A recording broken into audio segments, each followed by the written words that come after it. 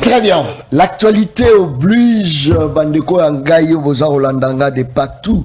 Actualité Zali vraiment au mois de la femme. Je crois que date à Mokola Lelo est vraiment historique. Et ça date Moko il faut se ressentir. Voilà pourquoi Canal Mercure Télévision est disposé pour un plateau spécial uniquement.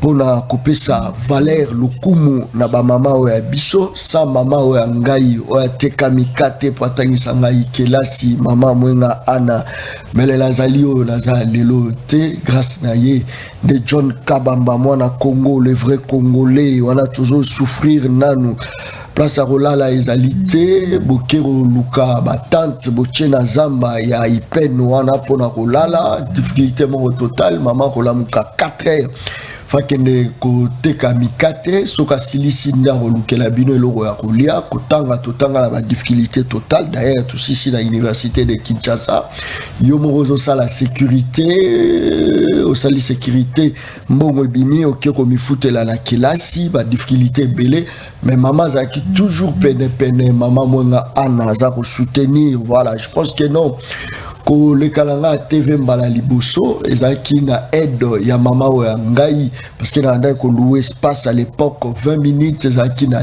$200 par mois na bana ko futa mais première aide ezaki ya mama o ya botanga bimisa bo abimo na langa la za ko pambola yo ya ngonde bino nyonso mokolo lelo bo ko sepela la John Kabamba un peu partout lelo yo pe na komi pe utile na kati ya société meilleur journaliste politique eza la ba fort na ngate ya mama o ya ngai na famille presque mobimba très bien apport ya mwasi na kati ya mboka na biso Congo c'est vrai thème ezali o na otanga on les a publiés ça vraiment général ba TV nyonso bato baza kolobele lango mais oyo ya ngai pesa apport ya mwasi même na ba parti politique na lobby boy ba parti politique belé place ya mwasi eza wapi na ba parti politique c'est-à-dire na do sala spécial boy spécial parti politique na yambika ka ba mama ya ba parti politique na bino pour total est-ce que ba mama pe bazala ba parti politique est belé basi bazate nani a lobby John Kabamba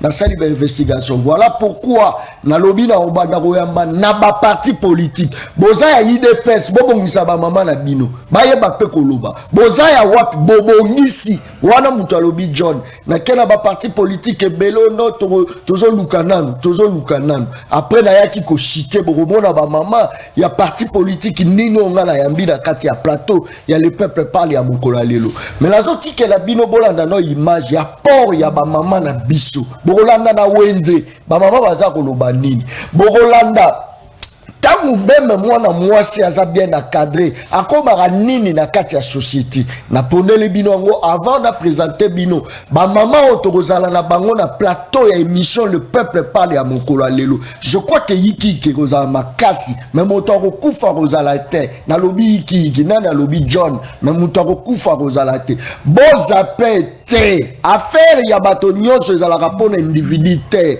mais nga naza koloba ta nga moko na kobongisa Congo tolanda image bongo tozonga to continuer émission le peuple parle ya mokolo lelo image riche tokei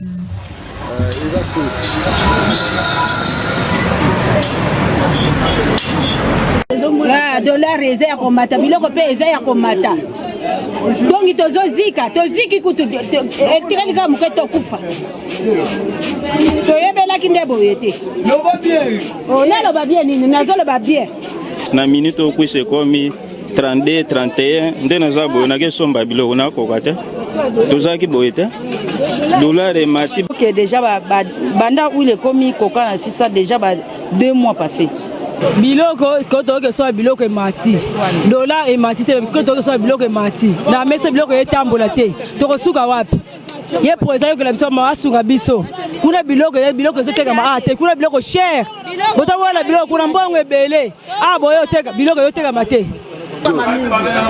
tozonyokama biloko emati talu tozolela chaque jour okokende wenze okokuta lelo prix mosusu lobi prix mosusu tozonyokama bileva bana classe bana basa dissertation bamama bazokoka te mbongo na situation eza te tala nani wenze eza pwelele bato baza te bamama bazonyokama toza na mai te mai eza te kure eza te bakulu na bazosala biso bakote Très bien. Wana maman za rolela. Passe za la mboka. Pas si boy. Mais maman au moins za koteka po aller sa biso. Kende la ba wenze c'est toujours nos mamans. Bangonde baza ko sala effort. Pour la nini. Faut ateka. Pour Congo il faut il y a. Wana nde maman. Wana place ya maman. Baza rolela. Tao baza rolela. Mais baza ko sala au moins par na bango. Wana maman wana. Basubilo kone ba nyati na patoyo ba yaki opération coup de poing papa zako ya papa mona makambo olukela ba maman mususu ba kufa papa ba maman ba kufa likola nini ono il faut to bongisa nzela papa zako ya nzela ngo pe beba déjà il faut ko bengala batula ba nzela maman wana perda biloko na papa nani alobi John Kabamba olukela ka biso problème wana mona ba pasi ba maman ba mona ka très bien jeune fille azala ki moke abandaki na bozoba mais grâce à encadrement et puis jeune fille azongi akomi ko sala nini tozonga toujours na ko valoriser ba maman pona journée ya mokola lelo image régie maman mbote yo pe ba futi yo boye pona musanyo bandosa maçonnerie yo za maçon makasi boye très bien mais est-ce que avant comme maçon musanyo bandosa na ki ndumba munene kulula mwazo ba miyibi donc ngaso pia mbongo te to sola te melona na yana komi baptiste de la nation ngompozo mbongo langa na sepeli penza yangai oh ucho futanga merci na papa Fati Beton merci na général Kasonga na sali pona biso c'est sepeli makasi na sepeli makasi biso na miso na kishasa bana ngote pozo ngo fosa kindumba na kindumba pe pozo ngo pe bana pasi fo iba mumbenga ngasko na zona facile na sali sala ngai lego za obosa na bosa na bongwana na koma maçon merci très bien c'est que moi si a ko ça pe au mobile a ko sala moi si on a bomoni alobia za ka maçon comment moi maçon c'est-à-dire parité tolukaka parité oui tout ça pe la ba maman mususu akumaka motuka kumaka tout ça ba maman mususu akoma déjà policière basali même ba militaire basali bango pe ba koki ko sala wana za kaka nambo oyo na lakisi cette fois-ci ou jamais. Mais ça la composition, il y a une mission spéciale, il y a Mokola Lelo pour la mois de la femme, très bien. Binomo Boza comme la composition, il y a spécial, le peuple parle, il y a Mokola Lelo, ça c'est très bien, le 8 mars, thème, éducation numérique égalitaire pour la paix et l'autonomisation de femmes et de filles en RDC, ça c'est très bien. Merci beaucoup. Maman Chantal, tout ça d'ailleurs la Katia Plateau, Azali porte-parole, il y a un grand parti politique cher, il y a bon à Congo Martin Fayoulou Madidi SID en sigle, ça c'est très bien. Maman Chantal, Mbotenayo. Mbote ndeko John, mbote na balinga mitoza na plateau, mbote na baibanso bazolanda biso, me permettre ngana dédier émission à lelo na la femme déplacée à l'est de la République. Oaza ko yenga ngana bana ebite bakolia nini bakobata mawapi, banguna bakoti mboka à cette femme violée. À cette femme déconsidérée, nazota na Ituri, na Nord Kivu, na Sud Kivu, na ota na Kwamutu, na ota na Kinshasa, na mona ba mama Bipupula, ba mama Gambela, ba mama Zando, ko babukila bango Zando, ba ebite basa nini bazako bunda kaka, bako matako defisa ka biloko ka po baboko la bana, nazokanta ba mama mapo balamuka na 4h du matin, babanga sukulu na te po kaka biso to bana na biso bazwa biloko akolia nazokantisa ba mama bakendaka ndolo libongo bazomata na ba camionneto ese beba amati likola ba sac ya farine ya maïs na sac ya ba makala pona lukaka bana balia na okantisa ba mama malewa o l'air nyoso ba pembenya moto médecin service bango melaka miliki me abina osomba miliki na osuka ndeni ma Chantal le vome bana ba futa transport ba ke classe ba mama wana o ba recevoir ba boto la lipapa na bis o ba tindikaka o ba fingaka batu balobaka na bango n'importe quoi ba mama wana ba kenda obunda po na biso lelo to dédié émission pa na bango to ndimi musalo bazo sala mais est-ce que na koteka makala ba tangsi bana ba université mais est-ce que bakamunyo sozolo ba ils appellent rapport na bango te parce que tout le monde a rapport, il y a moi cité, tout le monde a tout. Mais oh, tangi wana, n'est-ce pas qu'ils appellent rapport? Ndeko John, depuis pillage en 91, sans la femme que le Congo coexistait. Parce qu'il y a même un rapport écrit. Il y a une INFPA, les Fonds des Nations Unies pour la population. Au Balaxi, qui est plus de 73%. Il y a bassine de bazako, le lot, économie informelle, il y a RDC. Et au total, que beaucoup d'hommes ne travaillent pas. Ce sont des femmes qui nourrissent les maisons, qui nourrissent le foyer, qui font à ce que Bana, de la classe. Il y a des femmes aujourd'hui, à côté magasin, ça peut faire 10 ans, ça peut faire 5 ans. Depuis moi, on a bandé université. Maman, on a kanga susu qui a sikate. A komara soit suke maboko mine, soit a kanga foulard na mutu. Mais elle peut acheter même kabelo. Mais elle est incapable de somba parce que pour elle, l'enfant d'abord. Pour elle, ma famille d'abord. Donc cette femme qui a intériorisé cette notion, il y a peuple d'abord. À ceux qui n'a pas de beauté, à ceux qui n'a famille n'était, mais à quel même tina oende, n'a c'est à moi, à tekata makal, à servir nation. Parce qu'on a poussé bango na souffrance, a poussé bango na esclavagisme wana, eza banani. Moussala cause à la souffrance, te cause à l'esclavagisme. Moussala ezali eloko e permetaka mutu abika na yango. Azo salaire nae et permettre à nouer les deux bouts du mois. Aza na pouvoir d'achat ko permettre à somba PATK mais aza na équilibre na libota nae. Mais lelo Moussala bango bazo sala eza musala sengela ki ba sala te yango zo mona na molongo ba koloba le travail décent, un salaire décent, c'est-à-dire na musala zo sala memelo pe limemia yango mona lelo licencié au sa qui receveur mutu asisi na ista sa cabine na kwamba yo bengana e policier azo ya ko bengana e sans tenir compte à nyosa bukina mwa mesa na e wana abukina ba biloko na e na mona ki na kapela ba ko buka ba coup de poing na bangwana ba bwaki na bangulu ba bambana batumbaka bangulu ba bwaki na ba marchandise à bateau. Vous comprenez que sala musala eza mabete. C'est une manière aussi ya kozala entrepreneur parce que nous parlons aussi de l'entrepreneuriat féminin. Mais le problème est que les conditions dans lesquelles batubazo sala la misala, ça pose problème. Et nature a misala batubazo sala, eza faute de mieux. Ozomo na papa musu salobi na na moyen te yo kanti ba papa ya 60 ans o ba otindika pusu bandan dolo libongo timonga fula ba tie ba sac ya maïs soki 10 ba osala ngo po balingi azobosa na effort énergie ya zobimis. Mais pour lui, c'est le sacrifice pour sa famille. Yo kanti ba papa na soko tiaki misala boy otuni olingo sa musani nya opona za ikasongo.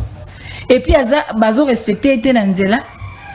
Moutaromone ba mama bipupula o pese valeur te pendant que ce mama bipupula memi masango na gambela te yo ko ya na voiture te hôtel moso mama masango na fiero zonganda. Cette femme rurale azo kenya na bilanga azo ko sala azo bimisa pondu ayela biso potolia na mesa to pesa ba plat ba commande lebi na olia pondu na olia bitekuteku. Mais si cette femme rurale a sali msala to kozabi te tourner soki yozala qui peut-être présidente de la République démocratique du Congo place nini ko tchabasi ya lolenge wana. D'abord RDC moi sinde azana majoritaire 51%. C'est une puissance démographique. Des deux, au lieu de tomber la moitié de la événement, et c'est une politique publique sectorielle par rapport à la femme. Et pour permettre biso na parlement tous en la loi ya bien et pour inciter non seulement basi ba servir mboka na bango mais aussi basi ba dans les bonnes conditions pour ba servir mboka yebisanga lelo ndoko nangai. Aujourd'hui vous avez des femmes oyo bazali ko sa na ba entreprise mais bako promouvoir bango te parce qu'il y a la masculinité toxique. La parité lelo tikali kaka slogan. Loi mise en œuvre est appliquée. Les lois justice est allée instrumentalisée. Il y a deux femmes basali ba carrière na ba entreprise wana bazo misalata bazo za promotion te. Il y a harcèlement sexuel, il y a violence. D'ailleurs, comme ça là, garçons parce que même si commis les candidatures féminines sont encouragées, mais ils préfèrent à oasa mariété, tant au bota, congé maternité, tant au salaboué. Donc la femme est limitée.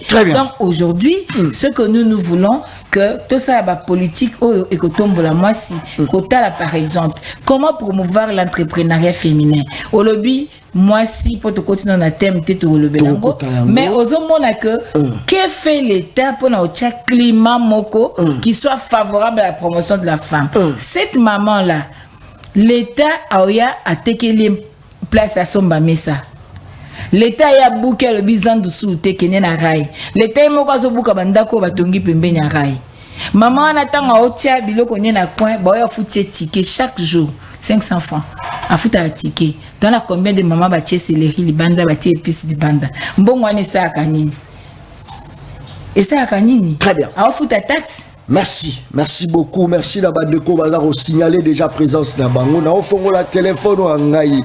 Ngala zalaka bongo te, maramuna ngala bomba te, ngala bimisaka c'est-à-dire to partager ngo na population. Est-ce que mayeo yo bandeko baroloba ko sepelisa bino, to ko sepelisa bino te, bino peut beaucoup réagir le plus vite que possible. Oh l'émission le peuple parle et ya maraba mama te spécial les alaraté mais spécial yango. L'autre fois la ya mai pe ba mama na kati ya plateau ba misu ba pesa pelikanisi na bango lelo na zape na ba misusu na kati ya plateau ba pesa pe likanisi na bango. Très bien. Toza la stratège Nzalingo na kati ya plateau ya émission le peuple parle ya mokola lelo on a Congo stratège mbote na yo mbote papa John bonne santé madame grâce à Dieu grâce à Nzambe oui yo pe face ya mibali est-ce que Santa Rosa à l'aise tout Santara complexe na kati na yo dans Santaka complexe mon côté je suis très à l'aise surtout dans niveau parti nanga décidé aussi ça la promotion à Bassi je peux donner des exemples concrets nani vice-présidente na biso à parti décidé maman Marie-Jeanne Louaka azali Moisi secrétaire générale adjointe maman Albertine Biba aza Moisi maman Chantal Touzana na plateau awa azali Moisi aza secrétaire national en charge de la communication décidé nga on a sola na yo azali secrétaire permanente à ECD, la coordonnatrice adjointe à cellule de la communication numérique et à ECD. Maman Divine a la coordonnatrice il y a jeunesse, à niveau il y a Moamba. Maman exaucé Bengele, Azali Nakati a comité, il y a jeunesse nationale, il y a ECD. Maman Sarah Pembeni Nanga, Azali na coordination et affect changu peazo communiquer na compte ya ECD. Donc pour ne citer que celle-là, biso na tangiwana, je suis très à l'aise au sein de l'ECD parce que ECD a souki kaka na promotion ya basi na kati ya partité mais si na kati ya mikanda na kati ya manifeste qui sangani eza programme ya gouvernement ya président élu Martin Fayulu eza bongo na kati ya ba défi majeur numéro 2 ya manifeste qui sangani kuna président élu à lobby citoyenneté, famille, genre et personnes vivant avec handicap. Elingi Kolobani, l'élo décidé na pouvoir, l'élo président élu Martin Fayulu na pouvoir. Donc pour former basina mibali au bazar conscient, il y a ba devoir na ba obligation na bango. Donc ça la promotion et la personne vivant avec handicap. Donc tient en place politique et égalité des chances pour na basi na mibali. Donc, dans ces conditions-là, l'environnement est décidé. Je suis très à l'aise dans un complexe. Est-ce que vous avez un lobby, même un poste attribué? Parce que même moi, Congo, je suis en fonction de gagner. Est-ce que vous avez un candidat personnellement? Est-ce qu'il y a un candidat? Est-ce que l'exécution, on sent vraiment l'impact? Il y a moi si par rapport, il y a l'attribution ou autre. Rien que présence na biso na plateau non papa John nous la qui s'accueille effectivité ezali na makambo na otikota promotion à basi ezali na kati ya ECD soki ezalaki yo na place ya bato baza kokamba biso nazongisela mpe motuna place ya mwasi ekozala wapi? Donc en tout cas biso nyonso ezalaka na kati ya batexte nautaki koévoquer manifeste qui sangani. Donc il n'y a pas que moi, c'est ECD toza na vie, toza na vision, toza na projet de société où ils allaient investir dans les citoyens pour développer la RDC. Na kati ya manifeste wana de bazo prévoir makambo pour na basi pour na ba personnes vivant avec handicap pour tout le monde. Tout est prévu dans les textes de l'ECD. Donc ils ont makambo tozo ni pandite nyonso eza prévu. Donc moi si azana place na kati ya ICD. Égalité des chances ils a prévu na kati ya ICD. Très bien, merci beaucoup. Je crois que ma réaction est à Bato DG Bandi, ça c'est très bien. Je crois que Bato Bazo Landabiso de partout, même dans Yolo, Bazaro Landabiso, Bato Bazaro Landabiso partout, même dans Nandajika, Bato Bazaro Landabiso, Bato Bazo Landabiso na Kwamutu, bien que Yiki Kezakuna, de comment Ratini Alobe appelé ici groupe, Ache Bato Bele, Bazaro Landabiso na Kwamutu, mais Balobi, situation na Bango, ils appellent bien te, Yiki Keza Penza, moi Makasi, je crois que ils appellent Ikambo, il faut tomber telango Penza Tolo. Comment faire pour nous sécuriser moi si dans l'environnement? Je sais pas. Ils appellent Penza Motuna ou Naromeka Penza Kotuna. Je crois que Yango ne Narobeka. Ça c'est très bien. Tozali na Mengele na kati ya plateau. Je crois que ça le plus vite que possible. Ozoa Miko na yo. Tozana Mengele et Kakone. Voilà, ça c'est très bien. Mon Congo Mbote na yo. Mbote Papa John. Bonne santé. Tozali madame Nangola Nzambe. Très bien. Yo oyebisa biso est-ce que milléniaux so moi si azali est-ce que aza la sécurité place toi azali même dans milieu universitaire tambo kendaka po bokende ko tanga est-ce que vous avez la sécurité même dans ba parti politique est-ce que vous avez la sécurité parce qu'il y a aussi ce qu'on appelle le travail sexuellement transmissible. Il y a le point sexuellement transmissible. Il y a aussi des postes dans la partie politique sexuellement transmissibles. Nani alobi John Kabamba Kabo répondre à Nini parce qu'aza clair bien qu'azanaye mungalate malobonga munala. Merci beaucoup Ndeko John. C'est vrai que défi ezali majeur aux femmes il faut à relever na ba secteur nyonso otikotanga na kati ya ba parti politique na université pe na bisika nyonso au moins si azali ko évoluer soki na ko s'aligner na ndenge maman stratège otikoloba au sein ya ICD eza parmi ba parti politique oyo et disposaka environnement moko propice pour na épanouissement pe développement et ba compétences féminines na kobakisa que au sein ya ICD na Katanga toza na maman oyo azali mokondi ya Katanga mobimba c'est une femme et donc pour l'ICD c'est quelque chose vraiment aussi c'est déjà un pari auto-gagnant puisque kuna pour la femme elle est respectée, la femme occupe de postes de commandement au sein de l'ICD. Pour preuve, nous sommes là. Pour preuve, c'est ce que nous venons de citer. Alors, ce qui est par ailleurs au niveau Yaba Université, c'est vrai, comme le défi Yaba point sexuellement transmissible, ça c'est un défi majeur. Il y a de ces professeurs masculinité négative suite peut-être il y a un terrain où ils allaient mesquin justement comme il faut conditionner point par la voie sexuelle alors que les femmes sont compétentes elles peuvent donner tous les moyens d'ailleurs elles donnent tous les moyens pour que réussir de façon digne mais elles sont soumises à des contraintes. Ça c'est vrai, mais hormis c'est là, hormis contrainte la femme toujours et toujours, puisque la femme c'est signe de valeur. Moi si avec beaucoup d'amour, elle fait toujours preuve de valeur, on est respecté ma valeur, on les a inculqué depuis ancêtre nabiso que moi si à coquille comité kate, à coquille comité PSAT pour gagner quoi que ce soit. Et donc si ça la ramakasi pour na ko garder valeur na bango. Mais aussi je sais que les alliés responsabilité il y a l'État c'est na état sérieux tiaka conditions propices conditions où il faut permettre et à la moi si et à la mobali on ne se base à la chance où ils alliés égal comme que nous sommes dans une société oyo souvent les intérêts il y a moi si ils allaient souvent menacés et donc l'État il faut disposer conditions où c'est là que intérêt à moi si ils allaient se menacer que respecter moi si la dignité n'a puisque la femme azali partenaire égal ya mobali azali adversaire n'a été mais c'est un partenaire avec un partenaire on négocie avec un partenaire on confronte les idées et comme on dit au choc d'idées jaillisse la lumière donc esengeli mboka na biso et ça la bongo. Très bien, merci beaucoup. Je ne crois pas que vous avez marié. Vous avez marié vous avez marié naza nanu marié ozana nuté ce qui les lo babalio et que mobali alobi moyo sala exacté parce que yemo personnellement azaro sala rejoint prise en charge personnellement au milobelani personnellement na sala té pour ya kozwa charge na ngai Et c'est le qu'on a condimé.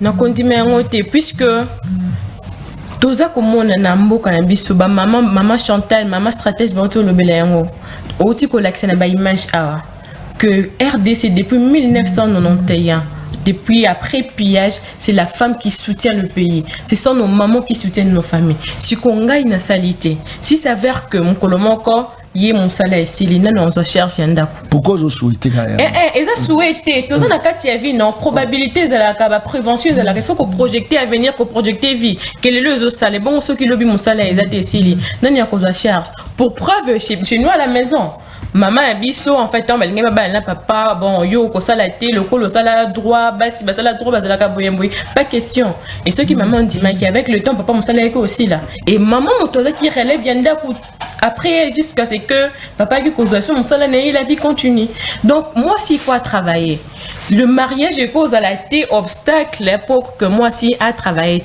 et hormis cet aspect au sol moi si c'est quelque chose aussi qui et c'est la épanouissement et moi si tu vois nous sommes dans un monde paritaire égalitaire oh yo mobile ya 50 n'a peine à 50 dans la tenir c'est où t'es pas naé que dit la Bible oui l'homme aime sa femme et la femme soit soumise so mobile ya boyo sani merci. Très bien, merci. Le peuple parle. Torobeta Masolo Nyonso Lelo na kati ya plateau.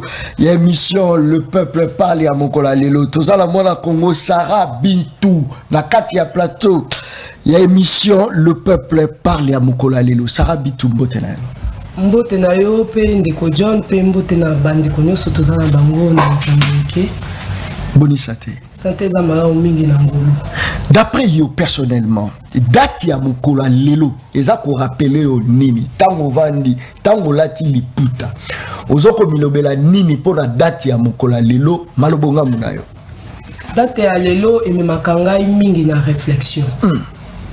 Kota la ete esika nini mwasi azali pe esika nini mwasi akomi. Donc yango ememakanga na réflexion, ezali puta na lati tende zo signifier date ya lelo. Pour Nangaï, liputa, ça me porte paix. Mais pour Nangaï, c'est la réflexion. Moi, si il faut réfléchir. Et si kanini azali, place nini abandaki, et si kanini azali, pe si kanini azokende. Et pe si kanini bazako chaye, pe si kanini oya lingi amitia, po azala na kimia. Selon yo, et pas nini moi si alingi ko mitia, po azala na kimia. Malubunga mulayo. Moi si alingaka kimia pe asala na kimia. Kusala na kimia. C'est-à-dire kaka izalate. Oui. Kaka izalate. C'est-à-dire moi ça linga zala libre, c'est ça. Moi ça lingi azala libre na ba mouvement. Pas de problème au col même na boulou yekete. Kokende na été que c'est parce que yondo zali yondo zakaka yondo mutesengeli yo chalwa non. C'est binomi balé. Si comme moi si azali à comprendre que il faut zoaper ba décision. Il faut à la peine si ko ba zo ba décision pour être lobby ba maté. Voilà moi aussi. Voilà moi. Tu penses que non na kati ya mariage et le rwani ko ki oleka. Mariage awa tozolo bela na vie sociale eza biloko mibale. Na vie politique, na vie à travail eza biloko mibale. Na mariage c'est l'homme et la femme. Parce que balobi mobali aza le chef et la maman aussi est là. Parce que maman accompagne papa. Azate moi si oya yeka parce que mobali faut alobate. Moi si pas na apport na ya mimaka na mariage. Apport ya moi si la mariage ezani. Personnellement tant on vandi penda boyo tali papa aza place wana na pembeni parce que à quelque sorte on est diabo pe utaye pa maman. Maman za koloba te ke mongo ya bimisaka po pesa mwana somba téléphone eza papa muta pesa ka po maman peut-être asala kana ye pete nani za koloba John Kabamba omoni maman za ko bimisa bi omoni mongo yo naza ko bimiso ya ngai kendo ko futa kelasi mais soki papa ye yebisa ya zongisa mbongo la c'est-à-dire yo yebisa ke au futi nanu te OK mongo wana eza mbongo est-ce que tu koloba ke ba maman baza la base ya division ya bana na batata na bango est-ce que tu koloba bongo malobonga munayo te maman a ya kana division te na ndako maman azali moto ya sangisaka maman na kati ya ndako amemaka kimia amemaka ordre parce que maman nde aidikaka maman nde aidikaka papa sala nini Maman tikala na bana toute la journée. Ce qui maman te dit que tata ça. Après ça la loi. Très bien. Merci beaucoup. Tozonge pas porte-parole. Maman Chantal Moboni. Ça c'est très bien. Je crois que ma message les autres côté là moi est belé. Ma message est vraiment moi. Maman Chantal, ngade na yebité, ngala yebi maman na usala. Ça c'est très bien. Les cambozalité très bien. Maman Chantal, thème ya mokolo ya lelo. Oh bache, thème oh bache ya mokolo ya lelo. D'après yo, est-ce que ça te va flouer bino parce que c'est un peu compliqué. Est-ce qu'une femme face à thème elle va se retrouver facilement? Est-ce qu'une femme par rapport à thème monite que la quasi majorité à bateau batani que là c'est mingi ça plus ce sont des femmes na bathème abo monite que côté si yiki makasi moi ça ko kangote malubonga munana. Merci ndeko John Melangna baksa moi mukie otuni mama exaucé au lobby Bible lobby la femme soit soumise.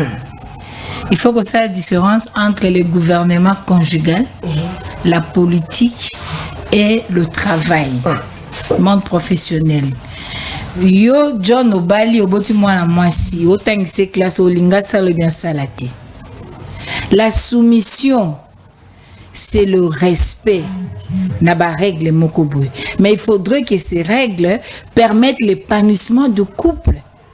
Il faudrait que ces règles permettent à ce que foyer na biso bana na biso batanga balia toza na harmonie conjugale. Donc, ce n'est pas parce que Bible lobby femme soyez soumise que mobali pa ko ya lelo biso ko banda lelo ko kesusu kondimina yezute to comme occultiste. Dis-moi, cette femme doit dire amen parce que c'est ça la soumission? Non. Même la Bible dit aux travailleurs son salaire, aux paresseux de l'arme. Dis-moi, tangelanga verset la Bible moko, oyo balobina l'homme va bâtir. C'est la femme qui bâtit. Dans Proverbe 14. Bâtit quoi? Bâtit sa maison. Sa maison et qui va bâtir maintenant la nation. Mais la nation, c'est la maison. La nation, c'est la maison. C'est pourquoi Mobutu a tombolaki la cellule de base de la nation, la famille. Oh. La nation commence par la famille. Aujourd'hui, nous sommes fissurés pour famille Kabwani. Papa a perdu l'autorité parentale, nous sommes les arasouté. Maman zana tanyo so okendo luka, bana baotika la bayolela. Lelo oyo, la famille est comme papa comme une incapacité au futandaku, bana na malweka, papa na kasavubu, maman na kinkasani. Famille est disloquée. Avec des guerres, ma famille est disloquée. La cellule de base de la nation, la famille, et perdre beaucoup la kanayango. Pourquoi? Pour na passi. Yango na zolo banon de ko John, eza évangile ya mabe, ya koloba que papa boyo sala. Papa soka boy na sala, pianga ba raison o ezo senga que na salate. Toute la seule raison est valable ou pas. Oso comprendre. Est-ce que papa so boy na sala kaka par jalousie? Mais le mariage implique la confiance. Tant que n'a moi j'ai confiance. Tout ça est pourquoi? Parce qu'il y a un cliché que la société peut sa moi. Maman Chantal. Permettez John. Ceux qui papa, ceux qui mobile, ceux qui société est considéré moi si comme partenaire, comme compagne. Ma cambouanaise a été. Maman Chantal. Et puis l'homme ne peut pas se développer sans la femme. Sérieux? Je te dis.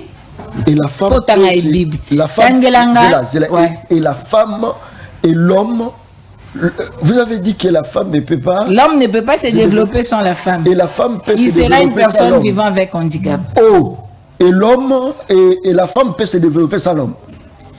Dieu a vu qu'il était très bon. Que moi, c'est un bal bazar ensemble. Deux valent mieux qu'un. Yogane bisolo moko. Est-ce que yo autant la Bible lingi o sala biso yiki okanzi to koya te yebisanga la Bible moto nini ya monene mosali nini ya nzambe ya monene atombwama sans l'implication de la femme azali yebisanga to banda sikoyo ce qui se fera tiaki Moïse na maite ce qui princesse pharaonique avec eux Moïse te Moïse ngaza ndenga zalaki. Ceux qui tsunamite a bien un symptôme de Dieu n'anda côté banga bazamona c'est basé bas stérile. Ceux qui Abigaël abunda qui te pour mbalne na balazaki insensé. Roi David el ngaya na mort ngai côté n'anda na bangote. Zo Samson, zo même Jésus moko. Il est Dieu. Il pouvait descendre au fond du betomoni ma pâté fungama okita. Pourquoi il est passé par la femme? Le salut vient par la femme. Le monde sera sauvé à travers la femme. Mi baligno sololo ba hôtel mais la parité ba utuapi. C'est pas par la femme. Très bien. Donc aujourd'hui, il faut qu'on évite qu'on même rabisso naba. Nous sommes soumis. La soumission au fait, c'est le respect. L'homme se développe par plusieurs femmes, comme était le roi Salomon. Est-ce que peut-on dire ça? Pas une seule femme. Mais la conclusion du roi Salomon, à l'objet de toutes ces femmes, je n'ai vu qu'une seule. Une seule femme. Et Dieu dit que l'homme quittera, Genèse 22, l'homme quittera, il s'attachera à sa femme et ils deviendront une seule chair. Ça, c'est bien. Donc ceux qui vont comme ma chair, moi c'est Azaka Kamoko. Mais Moubal a la pongite, Moubal a Samina Mabele, Alali Pongi. Nzamba yekoza mukuwa mobala sali mwasi yo basali on argile mwasi basali na mukuwa olali masolo ba beta kina nzambo zalate osituka ka bolobi cette fois-ci c'est l'os de mes os boyo tunanga siko femme na puissance maman Chantal ala batata mela kozoye naza elombo na obente mi parler na kozoye to stopper na musika matin to kozonga la thème photo pongo la penza moi débat je crois que comme Zalala je crois ça hein Lala Mobika divine c'est ça non? Oui c'est bien ça. Mbote na yo. Mbote papa John. Bonne santé. Oui ça va. Bonjour c'est quoi? Non, je suis très heureuse. Il y a un plateau. Justement. So les cérémonies les ango, il y a un plateau où il représente Awinza ba maman. Justement, ils ont bien justifié. D'abord, deux ans pour n'a pas battu. Nous sommes là pour parler de la femme, qui est toute une lumière du monde. Nous sommes là pour réfléchir. Justement. Lumière à monde. Bien sûr. Mais par c'est comme si vous avez devant un abino. Yo fait une minute chose à peine na winza zigida nos autres têtes à épices. Les choses ont changé. Moi c'est le but était que moi je suis aux Anawinzi comme à l'époque on utilisait 3 cas en anglais. Moi c'est à za église, moi c'est à za andak ou moi c'est à za moana. Non, les choses ont évolué, les choses ont changé. Aujourd'hui, la femme est capable de changer les choses. Comme on dit, rien ça la femme. Donc c'est un peu ça. Moi c'est le but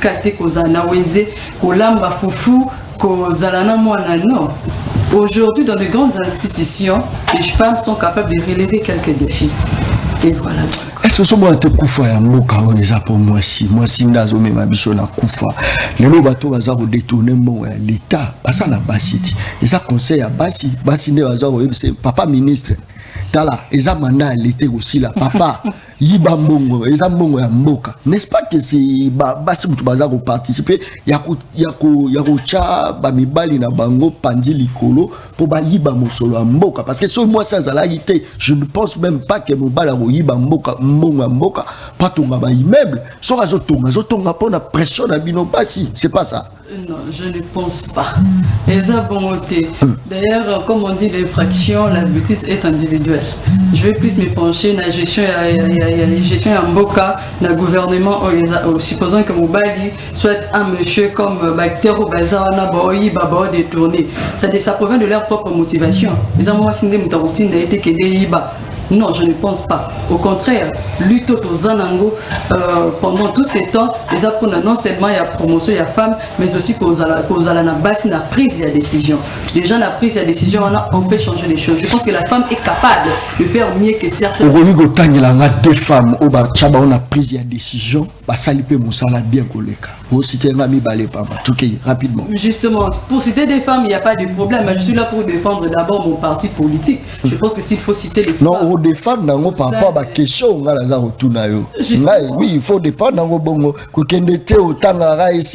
Oui, c'est bien de citer le parti politique, mais toujours qu'il y a une femme, vous devrez pousser des arguments aux populations tangazolanda. On sentir que non, un parti politique nini, et si ça c'est très bien, parce que dans le Gabon, même si n'a pas perdu, n'a aucun découna, MDeko, on dit bon, très bien, rapidement, ok.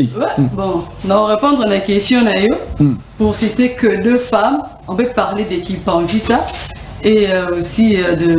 Du Pavita à Noirite. Justement. Est-ce que bah, ça y a prise, il y a ma décision. Justement, parce que ce sont des femmes qui ont défendu, je dirais, qui ont défendu les causes nobles.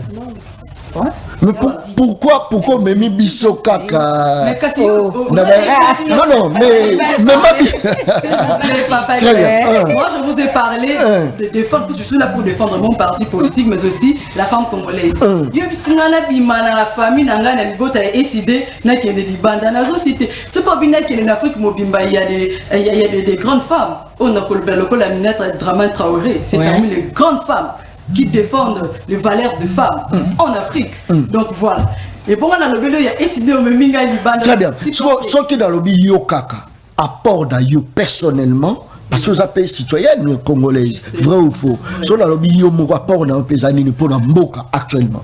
D'accord. D'abord, dans le Bunda, pour un changement. Yozo Bunda. Au Bunda, là, on va. Mais la Kisama qui est au Bunda. Justement, je vous rappelle d'abord que Nakati a décidé. Naza coordonnatrice de jeunesse ici de Moamba.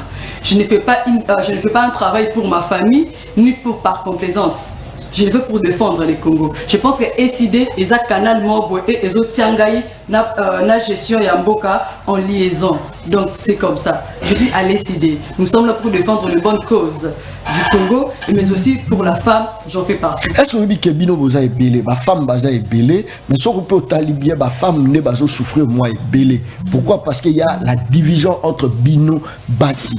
Surtout talibien, d'abord qu'est-ce que belé Boza au monde Bassi Bazali, mais Baza au Bini Sabango Nengenini, Bino Boyebiamo, Bafuta Rabango Nengenini, conditions de vie d'Abango Nengenini. À combien de fois biso to tira ko bona Bino Bassi Boza ko manifester juste quand pour la Bassi Muso Bazar au sala mais Bazar au vivre la situation très difficile combien de fois? Bon, en fait, na motuno lobby, je ne pense pas que moi si à Congo de Mdazo Boma Congo, je ne pense pas. Ce n'est pas ça. Nous sommes là pour comment pourrais-je dire, pour le développement du Congo, mais aussi mettre la femme à sa place.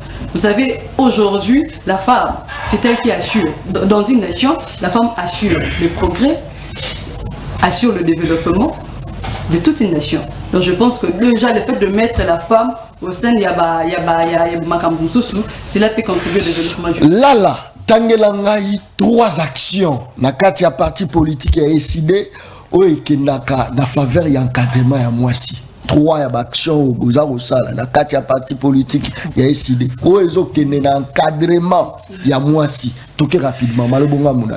3 pamba ya pamba parce que ba message za ko kota ba mame belé ba za o sepela Boza o loba bien. Ba misusu kutu ba za ko loba neni to ko sala po biso peto kota parti politique ya décidé. Mais ba ko kota bazala bango bato basala ka te bazala eloko te pina motu pe bazala eloko te. S'il faut ba ya ko apprendre ba activité nini oya makasi décider à Salaka pour l'encadrement de la femme. D'accord, merci beaucoup. D'abord, comme Maman Otaki Koloba, et c'est devant tout un programme. Et dans ces programmes, pour répondre précisément à votre question, le Binatang là 3 actions. D'abord, d'obtenir la formation pour la femme. Formation nini?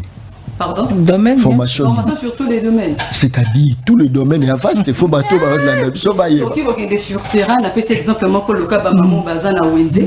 Des fois, on s'organise. Les femmes y a décidé Bakitina Wendy pour nous talisa bango makambo et c'est que ça là pour l'avancement et makambo na bango. En politique, il y a des formations politiques. Ouais, je parlais de la formation. Très bien. Je veux parler de campagnes de sensibilisation. Merci.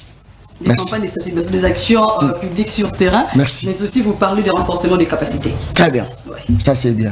Aux assises. Justement. Est-ce que là tu as bien beau et pour y aller émission, tout vraiment d'habitude là tu as bien beau. Non, dans la Bazolando partout dans le fond la téléphone hein. Justement. Très bien. Tout qui. Moi pour dans la tarananga ce n'est pas que le 8 mars je mets de pagne du jour je vais donc.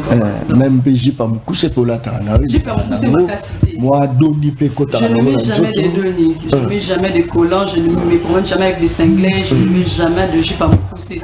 Bon là c'est une question d'éducation. On parle plus il y a viol, il y a mibali, mais viol il y a pas si péjali. Est-ce que déjà on se retrouve que non au salapé viol morbo face à Nibal, on se retrouve déjà au salam.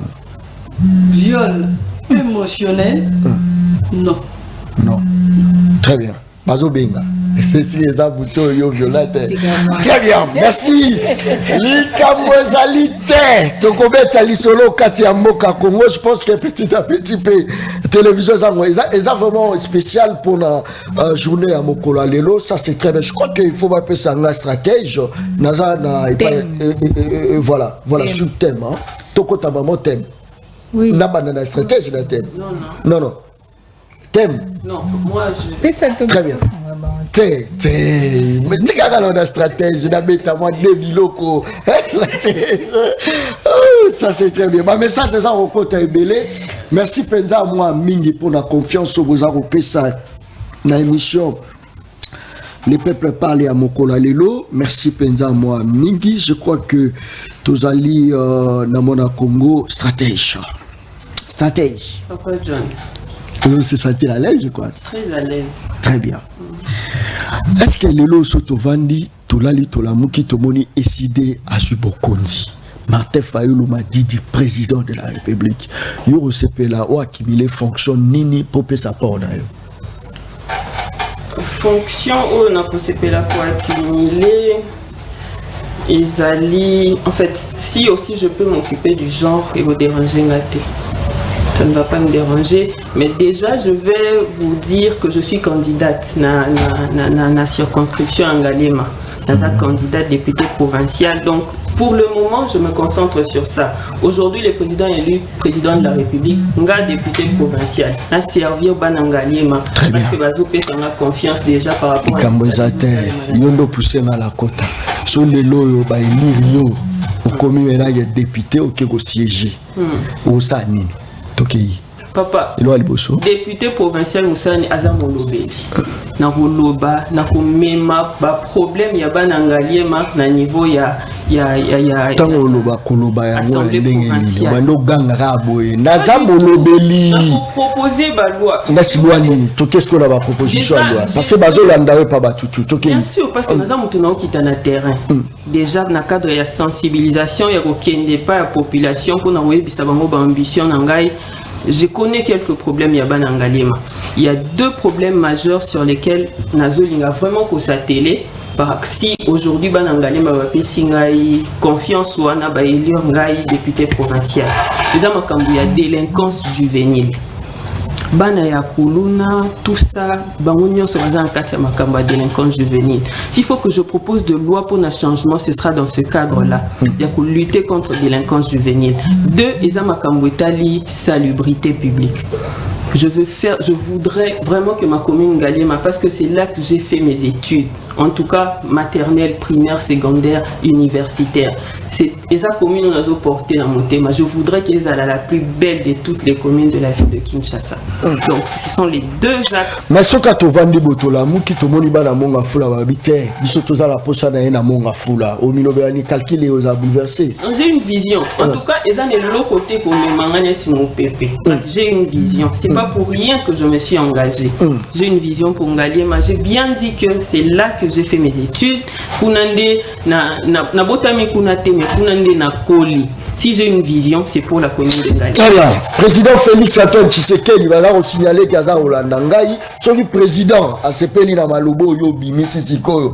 Alobi que non stratège le rosa muta stratégie dans la posa la travailler na yo. On peut s'appeler likanisi na yo pour moquer que ne liboso. Stratège personnellement, autant la gauche de Cotrichete, s'il vous plaît. Autant la maman Chantal please. Kitisa Misunase, pardon. Merci beaucoup. Fais ça likanisi na yo. Toke rapidement. Adhésion n'a pas décidé ça par conviction. Ce qu'on vous permet de nous passer quelques minutes un peu suite. En fait, comment je me suis retrouvé à décider. La question 30 secondes. Ok. C'est là qui donc en 2016. Nathalie Nobinonga, il faut nous rejoindre le combat et changement.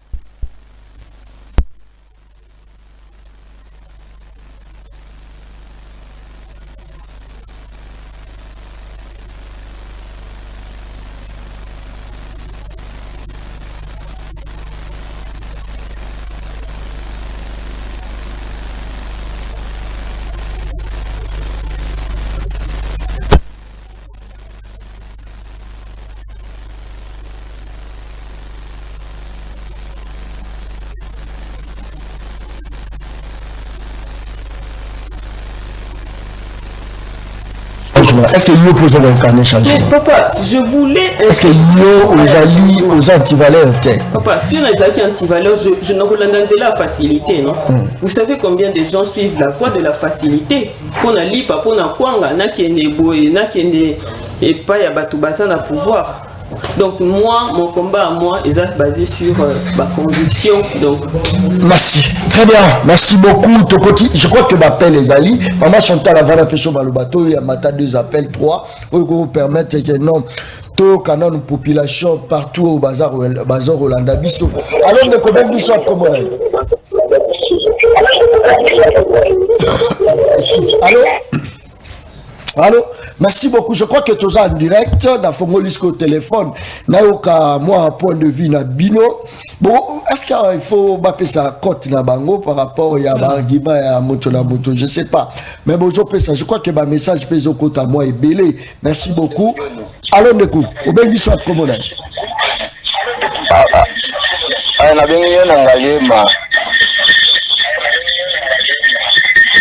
Comment on a François Ilunga? Très bien. Peut s'appeler Likanisi na yo na oyo kiba mama baza oloba. Kasi ba mama bazoloba ki ba défendre ko devant ba antivaleur te. Kasi koyo Martin Fayulu na nini na Adolphe Muzito basuki wapi? Sikoyo montazo défendre antivaleur eza Martin Fayulu bien eza nini oyo nani. Merci beaucoup. Mais bon permettre ngai lelo za marambo ya Fayulu na Muzitute lelo za sujet moko otoza koloba soki boko participer elongo pe na masolo toza robeta to bibina nukawana ya gauche ou encore à droite parce que moi je pense que ça ne sert à rien personnellement. Il y a situation toujours vivre en haut toi tribia mo mutu songolo to pakala surtout dans émission le peuple parle à mon kola lelo ça c'est très bien. Merci beaucoup. Ça c'est très bien.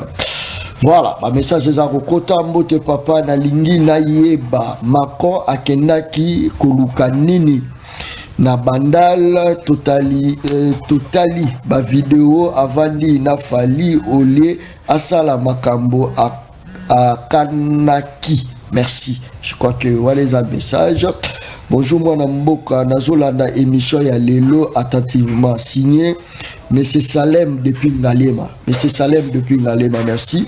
Bonjour monsieur. Bonjour monsieur.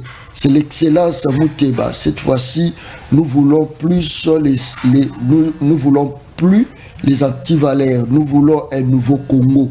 Voilà. Merci beaucoup. Neko. Alors Neko, bien soit comme voilà, je crois que la monnaie appelle les Koti, je ne sais pas si ils sont en direct ou pas, honorable Ados Nombassi, à Bengi, à Koti en ligne, merci beaucoup. Saline de Kojon Kabamba, félicitations aux femmes. Voilà, Yasuki Garabongo, félicitations aux femmes. Merci. Je crois qu'il nous a un peu compliqué, je ne sais pas si l'honorable nous suit ou pas. Tout alors. Allô? Allô? Allô? Allô? Oui, honorable, tous en direct.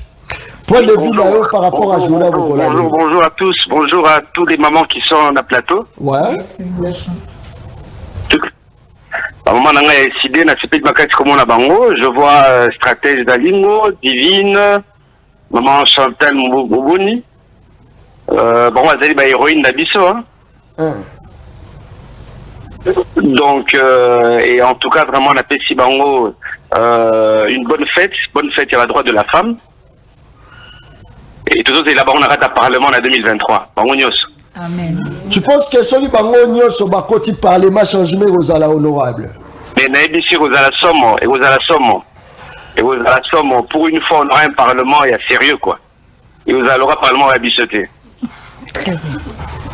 Moi, la Congo honorable, s'il faut le momoro et encouragement pour la maman tout, baza kolanda biso, ou le la bangonini. Parmi Pesa Makasi, il y a une certaine époque, kosa ki ba mana biso que bango bo sala bango ezali ko zala na wenze. Ko zala na bandaku ko king la rabana. Non, aujourd'hui la femme congolaise peut aussi apporter dans la politique.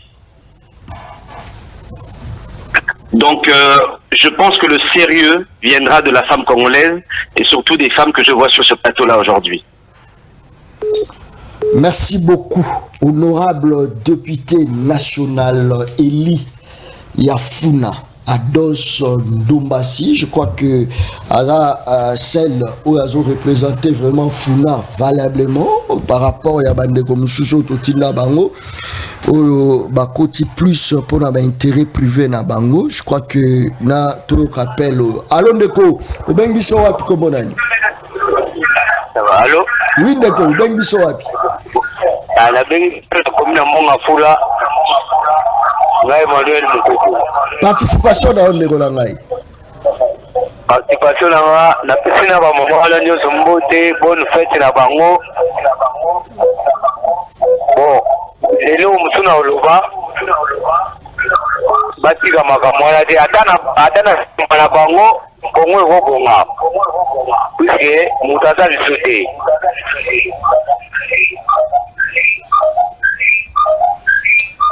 Merci beaucoup, ça c'est très bien. Toko Tasko la Katia CG, Maman Chantal, rapidement, Nazo Peso Maloba, pour biso par rapport à thème à mon Lelo, est-ce que ça thème mon robot au Bachango pour mettre Bino ba femme en difficulté, ou soit ça thème mon robot au sala ke Bino ba maman, Bobi Misape ba capacité na Bino, juste pour na Makamo évoluer bien. Merci de John, n'a rappelé au téléspectateur Baotel Abisso. Maman divine Lala, hein, chargée jeunesse à Moamba. Ba beta e ba kangai na kan le fungula. Alala na kan le fungula parce que tu connais ça marche. Ya kolobake Vincent Karega fa kinde Rwanda. Pour l'intérêt Pour l'intérêt mboka. Alala ku. Pour la ligne. Aboy ne ko mi bete liso na e yango na loba.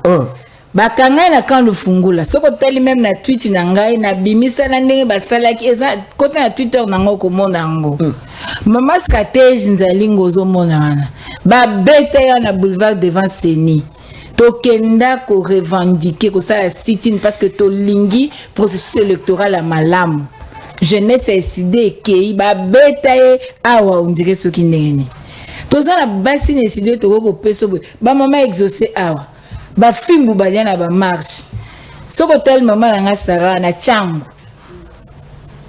ba fimbo ya lia donc décidé ezana ba femme battante ezana ba site ba fanda ka basa vidéo na kwa mo ba bwaki ou bien ba basaka non bazana terrain bazali déterminé baza ba femme oyo soko moni lelo ke ba yé bazana plateau moko na maman Chantal parce que nous avons la même nature.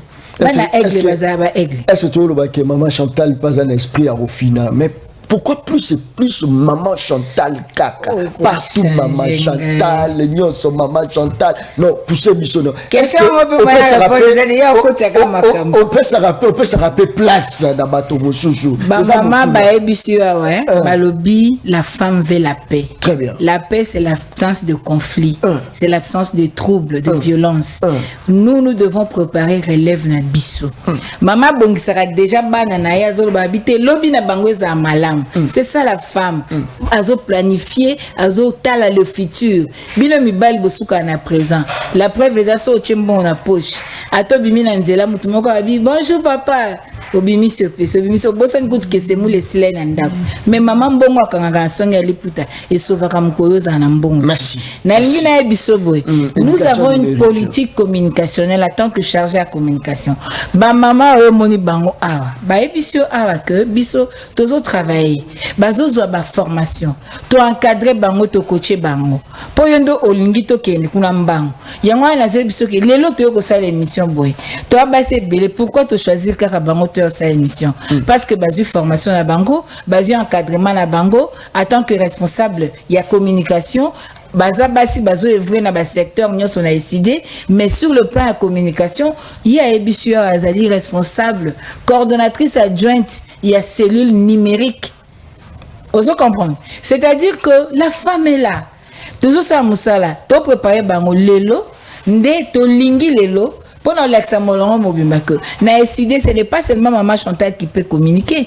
C'est pourquoi na lingaki na sepele kitango oye ko visiter SID au lobby to ya na ba maman tout ça to profiter ki kozwa ba maman auto préparer auto zo lancer le 8 mars na monde de communication koloba lelo que muko mususo lingozo Maman Chantal azate okobenga Maman Divine okobenga Maman Stratège okobenga Maman Sarah okobenga Maman Exaucé, c'est-à-dire bazali ba communicante officielle ya SID lelo to ko sa peuple tant mususo zappé TV au moni bilongi na bango téléma c'est le son. Il y a changement. Donc pour vous dire que nous avons de jeunes. Merci. Oh, les leçons de na ba maman, c'est parce que Eza y a ba maman. Merci beaucoup. Mais Ozo Yamba, ba Luc Malembe, ba Djoko, ba Yves, ba Glodizima, tout ça. On est à la génération ni. Oh, Tozo Bong ça relève à ça c'est très bien. Donc pour vous dire, par rapport à ce thème, rapidement. Première question. Est-ce que va ça l'évaluation à thème passé? Qu'est-ce qu'on a fait de la femme par rapport à thème passé? Qu'est-ce qui a été fait, qu'est-ce qui n'a pas été fait? Chile Gilo. Basaini Ilokozati. Yami Bali. Est-ce que thème oyo, ce qu'on contextualiser en la réalité au biso to na Congo lelo? Est-ce qu'il fallait pas passer biso thème? Ministre agent, to ba comme ko thème 8 mars.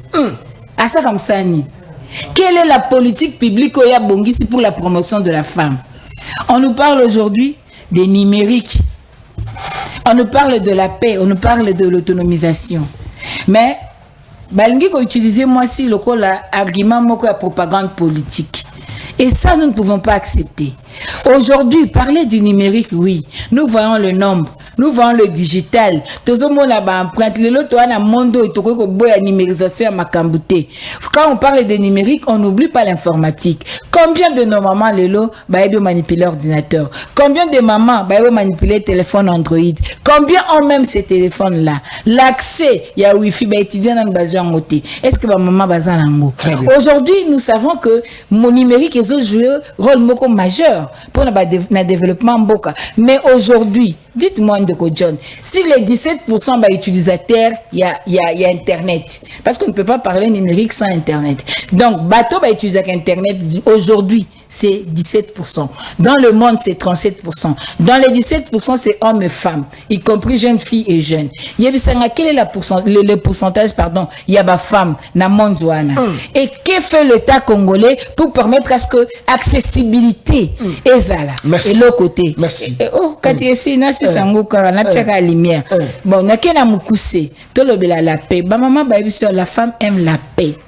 Nous ne voulons que la paix. Tu as besoin de lire Matembele na Kimia qui est beau présenter biso basoso na Minduki. Aujourd'hui, la femme est en paix, na RDC, déplacée. Partout il n'y a pas la paix. On a sous-traité l'économie la sécurité du pays. Le lot aux a pété. Maintenant il y a Bisangay. Pourquoi on nous donne ces thèmes-là? Merci. L'autonomisation de la femme. Merci. L'autonomisation, c'est la conséquence d'une bonne politique économique. Merci beaucoup. Mais le lot, comment la femme va s'autonomiser? Parce qu'on voit la capacité économique de la femme. Merci. Accès au crédit. Un problème. Aucune politique publique pour inciter à ce que la femme wana bazala promu. Ba maman au bazan na secteur informel ba osumambok. Aucune politique publique, aucune loi pour pas formaliser ba. Merci beaucoup. Donc quand tu vois tout ça, on s'est dit le meilleur thème c'était la situation de la femme dans le milieu occupé. Oh. La situation de la femme congolaise à Bunagan, à Kanyabayo, à Bumangab, à Ruchu, na Nyamilim, na Kwamutu, na Ituri, na Nyanya, na Djougou, na Mahagi, partout. Parce que quel mot ça n'a rien à voir. Non, cette femme rurale, cette maman Bipupula, Okendeko Lukabiloko, na Ena Tongo, maman Zana Gambela, Ana Matete, Ata na téléphone à $10, Théo Baoteka, Azana Android, quel numérique est ça le Nina? Merci, maman Chantal. Numérique est ça. Ça c'est très bien. La femme va violer, la femme va déplacer. Merci beaucoup. Moi, Naomi la libelle, maman c'est à Koufa. Merci beaucoup. S'il vous plaît. Très bien. Merci. Maman Chantal, la Zakamaye, le Makasi. Mais ce qu'on passe dans les années, ce qu'il est là, maman Chantal a voulu gérer. Est-ce que Maye le Nyoso, le Kota na Maï, n'est pas si na Maï? Maman Chantal sera décevoir, on va regretter fort. Kota na Maï, parce que nous œuvrons pour le changement. Merci. Ndeko John, ce que Bando Luka Mbong, le coin de stratège à lobby mbelelo toza na résistance très bien merci ndeko moko alobaki eloko moko ya bantivaleur tongi toyebiseka que merci biso tozali na kati ya bavaleur avec le président Martin Fayoul monsieur oyo bango baotanga kombo wana asi asoto exclure azalaki membre président malamu kate très bien merci et puis à se rappeler qu'il y avait les 13 parlementaires mais papa Etienne atikalaka ye mona IDPS. Merci beaucoup. Tu comme penza la souka émission. Le peuple parle à mon lelo. Je crois que moi je suis pour que moi si hein à la paix libre nai nazapo pour autonomisation nazapo. Mais là, on a la passe botika la comparaison. On dirait que non, guerre exactement si na mobilité.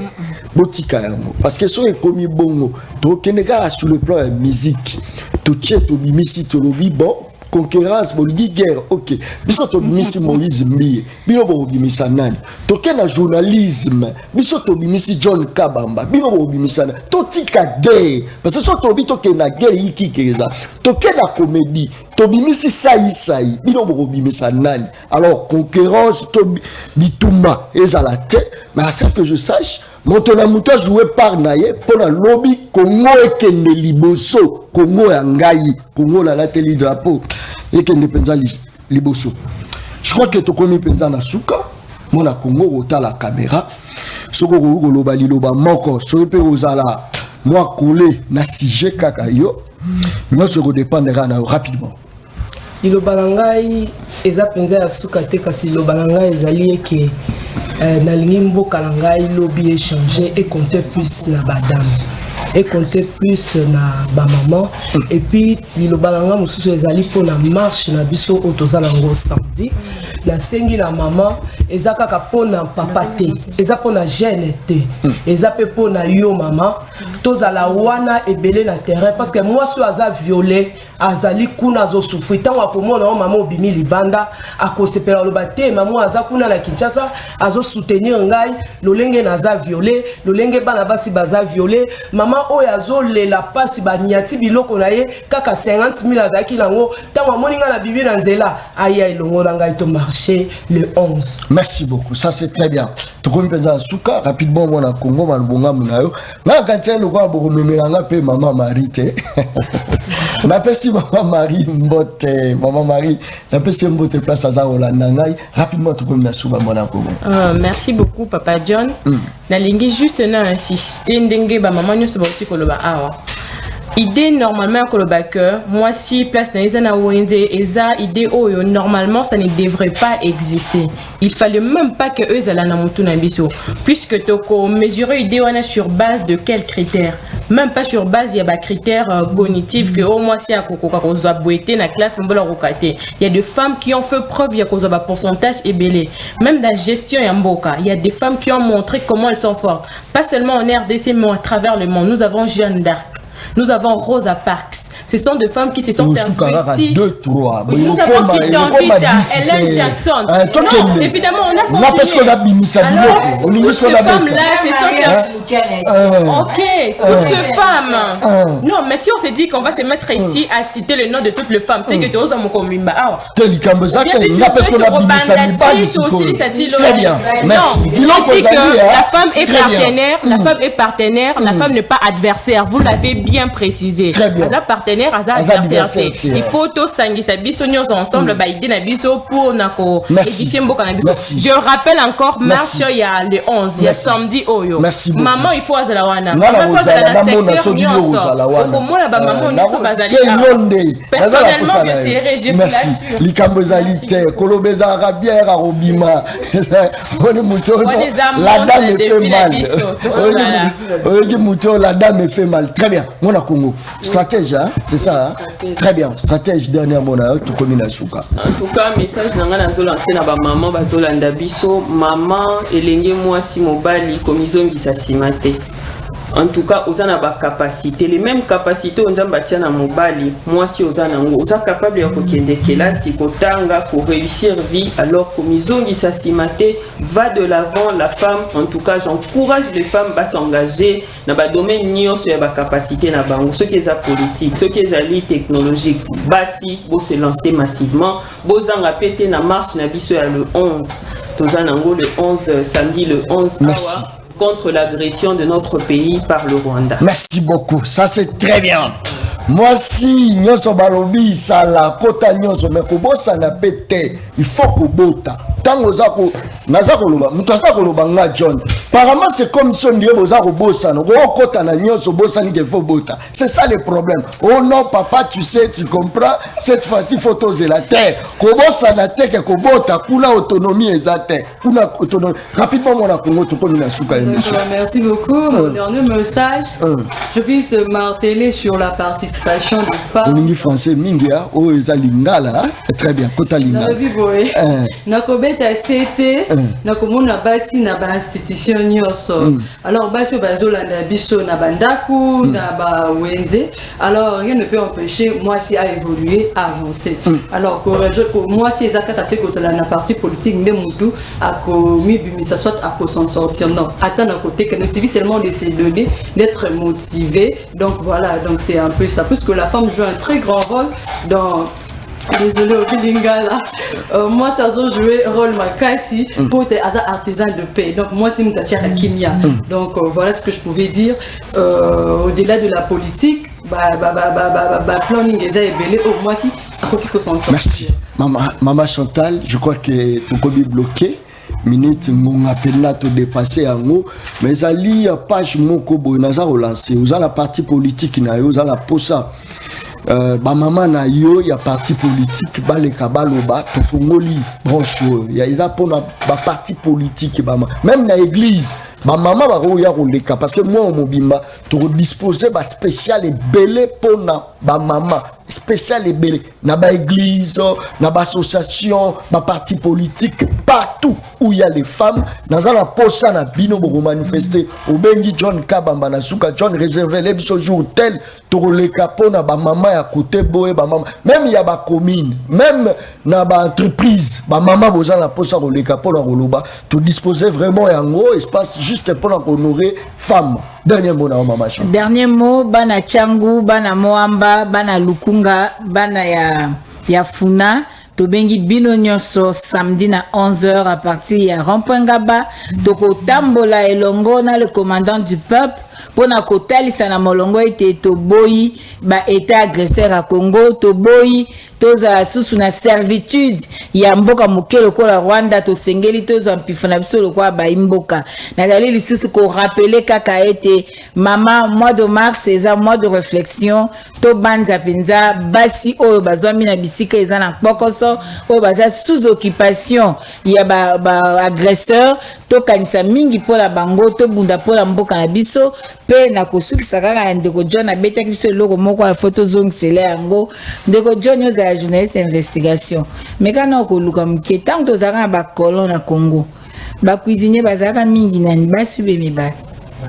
merci maman Chantal mais kotika ngalité ko bima oluka spécial biso très bien tokutani mokolo ezo ya bota la force ya servir nation bota la force ya servir nation tout ça là qui émission le peuple parle ce que tu es na spécial to tenir quand même bon to comité na suka to yambi ba mama to yamba lisu lobby ba mama ebele lobby là to yamba ba mama bozanga koyeba te que non à partir de dimanche John Kabamba se déplace na otambola na 5 provinces na ozala te bokotika la na beno kayembe na kati ya plateau ya émission le peuple parle yemuto ko kamba bino akambi bino toke relaxa pe makambu ya province te biso te États-Unis te toke ndakate au France au kanimo photo nazana Dallas nazana bo papa yo moko yebi peuple ayebi ndenge to banda ta mafuta pamba tozali nango te bino nyonso ata ya pamba lelo okomi nango okomi fier okanga photo naza wapi naza na Dallas on a à Madrid, on a photo na like Sabino, nini na kokende Lubumbashi, nini na ozana Lualaba, après Lualaba, toko chité, toko ya na Congo central na Lovo, na ozala pe wana na Lovo, toko kanga ba photo partout ya like Sabatu. Situation sociale ya kati ya mboka na biso Congo, ça c'est très bien. Nana lobi John Kabama na siliki nazo kate mission na kanda po na nini pourquoi ba papa ba fait rater kaba mama na kati kata